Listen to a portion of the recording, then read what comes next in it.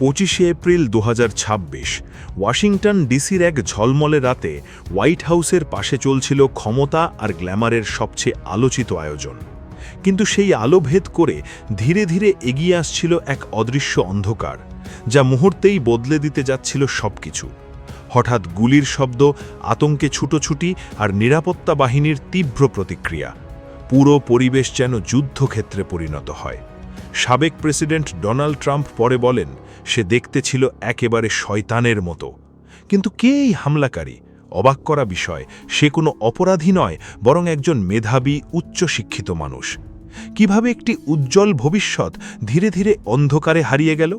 কি সেই গোপন কারণ যা তাকে ঠেলে দিল এই ভয়ঙ্কর পথে? আজ আমরা উন্মোচন করব সেই রাতের প্রতিটি সেকেন্ড আর জানব মানুষের মনের ভেতরের অজানা অন্ধকার কতটা ভয়ঙ্কর হতে পারে।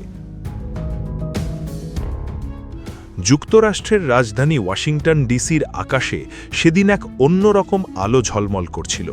শহরের কেন্দ্রস্থলে অবস্থিত হোয়াইট হাউসের কাছাকাছি আয়োজন করা হয়েছিল বহুল আলোচিত হোয়াইট হাউস করেসপন্ডেন্স ডিনার, যেখানে রাজনীতি, গণমাধ্যম আর ক্ষমতার কেন্দ্রবিন্দু এক সুতোয় গাঁথা থাকে। সেদিন উপস্থিত ছিলেন সাবেক প্রেসিডেন্ট ডোনাল্ড ট্রাম্প, সাংবাদিক, কূটনীতিক এবং উচ্চপদস্থ কর্মকর্তারা। বাইরে উৎসবের আলো, ভেতরে কৌতুক আর করতালির মাঝে যেন কেউ টেরি পাচ্ছিল না অন্ধকারের ভেতর দিয়ে এগিয়ে আসছে এক ভয়ঙ্কর ছায়া। রাত বাড়ছিল, অনুষ্ঠান জমে উঠছিল, কিন্তু একই সময় অন্য এক প্রান্তে শুরু হয়েছিল এক সুপরিকল্পিত অশুভ যাত্রা। সেই ছায়ার নাম কোল টমাস অ্যালেন।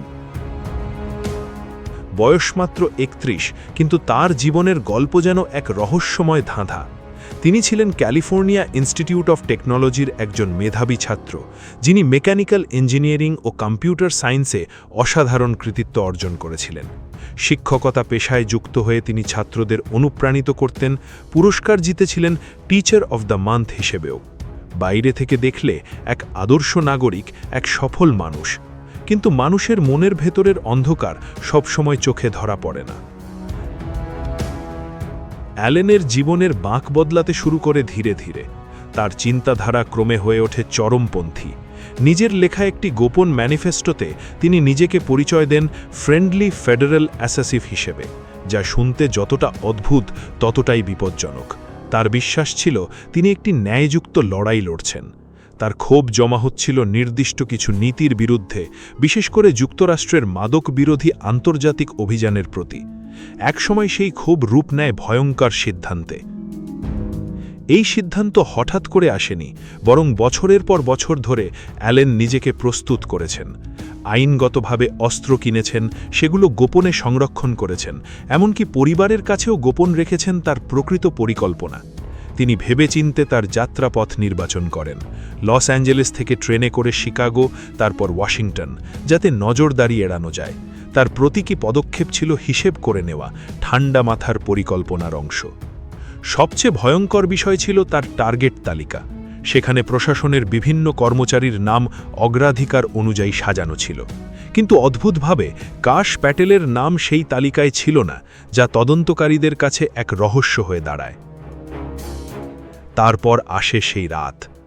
সময় রাত 8:36। নিরাপত্তা বেষ্টনীর ভেতরে প্রবেশ করতে চেষ্টা করে অ্যালেন। তার কাছে ছিল একটি শটগান, একটি হ্যান্ডগান এবং একাধিক ধারালো অস্ত্র। হঠাৎ করেই তিনি ঝাঁপিয়ে পড়েন সিকিউরিটি সার্ভিসের চেকপয়েন্টে।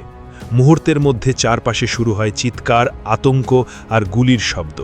অনুষ্ঠান স্থলের ভেতরে তখনও কেউ পুরো পরিস্থিতি বুঝতে পারেনি। প্রেসিডেন্ট ডোনাল্ড ট্রাম্প পরে এই দৃশ্য বর্ণনা করতে গিয়ে বলেন, ওকে দেখতে ভীষণ শয়তানের মতো লাগছিল। তার চোখে সেই মুহূর্ত ছিল একেবারে অবাস্তব, যেন সিনেমার কোনো দৃশ্য।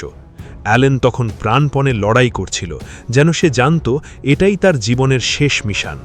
কিন্তু নিরাপত্তা বাহিনীও ছিল প্রস্তুত। দ্রুত প্রতিক্রিয়া জানানো হয়।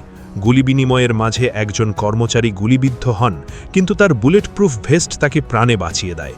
শেষ পর্যন্ত অ্যালেনকে গুলি না করেই জীবিত আটক করা সম্ভব হয়। এই ঘটনার পরপরই পুরো এলাকা সিল করে দেওয়া হয়। আতঙ্ক ছড়িয়ে পড়ে পুরো শহরে। অনুষ্ঠান স্থগিত করা হয়, অতিথিদের নিরাপদ স্থানে সরিয়ে নেওয়া হয়, আর সেই রাতের আনন্দমুখর পরিবেশ মুহূর্তেই পরিণত হয় এক দুঃস্বপ্নে। অ্যালেনকে হাসপাতালে নেওয়া হয় এবং পরে কঠোর নিরাপত্তার মধ্যে জিজ্ঞাসাবাদ শুরু হয়। কিন্তু আশ্চর্যের বিষয়, তিনি তদন্তে সহযোগিতা করতে অস্বীকার করেন। তার নীরবতা যেন আরও গভীর করে তোলে এই ঘটনার রহস্য। এই হামলা শুধু একটি নিরাপত্তা ইস্যু নয়, বরং একটি গভীর মনস্তাত্ত্বিক প্রশ্নও তুলে ধরে। কিভাবে একজন মেধাবী, শিক্ষিত, সফল মানুষ এমন সহিংস পথে হাঁটতে পারে? এটা প্রমাণ করে শুধু শিক্ষা নয়, মানুষের চিন্তা ও আদর্শের দিক নির্দেশনাও সমান গুরুত্বপূর্ণ। প্রেসিডেন্ট ট্রাম্প এই ঘটনাকে ধর্মীয় ও আদর্শিক সংঘাতের বহিঃপ্রকাশ হিসেবে বর্ণনা করেন। তার মতে, একজন প্রভাবশালী নেতা হওয়া মানেই সবসময় ঝুঁকির মধ্যে থাকা। এই ঘটনা ভবিষ্যতে নিরাপত্তা ব্যবস্থায় বড় ধরনের পরিবর্তন আনতে বাধ্য করবে। সবচেয়ে বড় ভয় হল এই ধরনের লোন উলফ আক্রমণকারী, যারা একা কিন্তু অত্যন্ত দক্ষ ও পরিকল্পিত। তারা কোনো অঙ্গ সংগঠনের অংশ না হয়েও বড় ধরনের ক্ষতি করতে সক্ষম। অ্যালেন সেই নতুন ধরনের হুমকির প্রতীক, যা আধুনিক বিশ্বের জন্য সবচেয়ে কঠিন চ্যালেঞ্জগুলোর একটি। আলো ঝলমলে অনুষ্ঠানের মাঝেও অন্ধকার লুকিয়ে থাকতে পারে, আর সেই অন্ধকার যখন বিস্ফোরিত হয়, তখন তার প্রভাব কেবল একটি রাতেই সীমাবদ্ধ থাকে না, বরং পুরো বিশ্বকে নাড়িয়ে দেয়।